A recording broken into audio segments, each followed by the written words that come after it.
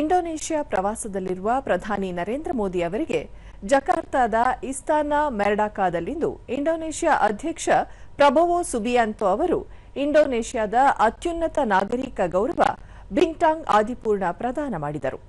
ಇದು ಪ್ರಧಾನಿ ನರೇಂದ್ರ ಮೋದಿ ಅವರಿಗೆ ಸಲ್ಲುತ್ತಿರುವ 35ನೇ ಅಂತಾರಾಷ್ಟ್ರೀಯ ಗೌರವವಾಗಿದೆ.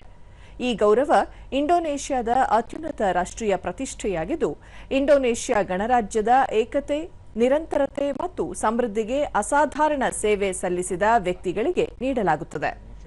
ಗೌರವ ಪ್ರದಾನದ ಕುರಿತು ಮಾತನಾಡಿದ ಪ್ರಧಾನಿ ನರೇಂದ್ರ ಮೋದಿ, ಈ ಗೌರವವು 140 ಕೋಟಿ ಭಾರತೀಯರಿಗೆ ಅರ್ಪಿತವಾಗಿದೆ. ಇದು ಇಂಡೋನೇಷ್ಯಾದ ಜನರ ಭಾವನೆಗಳನ್ನು ಮತ್ತು ಭಾರತದ ನಡುವಿನ ಐತಿಹಾಸಿಕ ಆಳವಾದ ಬಾಂಧವ್ಯವನ್ನು ಪ್ರತಿಬಿಂಬಿಸುತ್ತದೆ.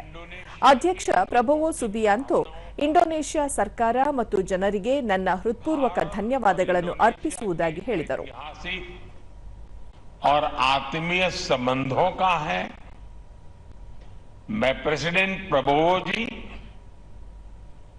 इंडोनेशिया की सरकार और यहां की जनता का हृदय से आभार व्यक्त करता हूं. मोदी की इंडोनेशिया यात्रा काफी मायने में अहम है. ಇದಕ್ಕೂ ಮೊದಲು ಪ್ರಧಾನಿ ನರೇಂದ್ರ ಮೋದಿ ಅವರನ್ನು ಇಂಡೋನೇಷ್ಯಾ ಅಧ್ಯಕ್ಷರ ಭವನವಾದ ಇಸ್ತಾನಾ ಮೆರ್ಡಕಾದಲ್ಲಿ ಔಪಚಾರಿಕವಾಗಿ ಸ್ವಾಗತಿಸಲಾಯಿತು. ಪ್ರಧಾನಿ ನರೇಂದ್ರ ಮೋದಿ ಮತ್ತು ಅಧ್ಯಕ್ಷ ಪ್ರಬೋವೋ ಸುಬಿಯಾಂಟೋ ಅವರನ್ನು ಎರಡೂ ದೇಶಗಳ ಧ್ವಜಗಳನ್ನು ಬೀಸುತ್ತಾ ಮಕ್ಕಳು ಆತ್ಮೀಯವಾಗಿ ಸ್ವಾಗತಿಸಿದರು. सुबियांतो के प्रति आभार व्यक्त किया. पीएम मोदी ने इस मौके पर भारत बीच कई क्षेत्रों में सहयोग का जिक्र करते हुए संबंधों की यात्रा लंबी रही है, ऐसा उन्होंने कहा. ಇಂಡೋನೇಷ್ಯಾದ ಅತ್ಯುನ್ನತ ನಾಗರಿಕ ಗೌರವವಾದ ಇಂಡೋನೇಷ್ಯಾ ಗಣರಾಜ್ಯದ ಬಿಂಟಾಂಗ್ ಆದಿಪೂರ್ಣ ಪ್ರಶಸ್ತಿಯನ್ನು ಪಡೆದ ಪ್ರಧಾನಿ ನರೇಂದ್ರ ಮೋದಿ ಅವರನ್ನು ಲೋಕಸಭಾ ಸ್ಪೀಕರ್ ಓಂ ಬಿರ್ಲಾ ಅಭಿನಂದಿಸಿದ್ದಾರೆ.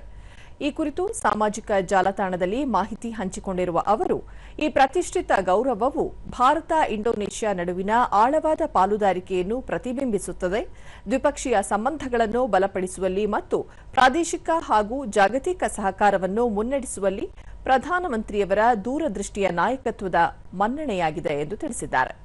ಈ ಪ್ರಶಸ್ತಿ ಉಭಯ ದೇಶಗಳ ನಡುವಿನ ಶಾಶ್ವತ ಸ್ನೇಹ, ಹಂಚಿಕೆಯ ಮೌಲ್ಯಗಳು ಮತ್ತು ಪರಸ್ಪರ ನಂಬಿಕೆಯನ್ನು ಪುನರುಚ್ಚರಿಸುವುದಾಗಿ ತಿಳಿಸಿದ್ದಾರೆ.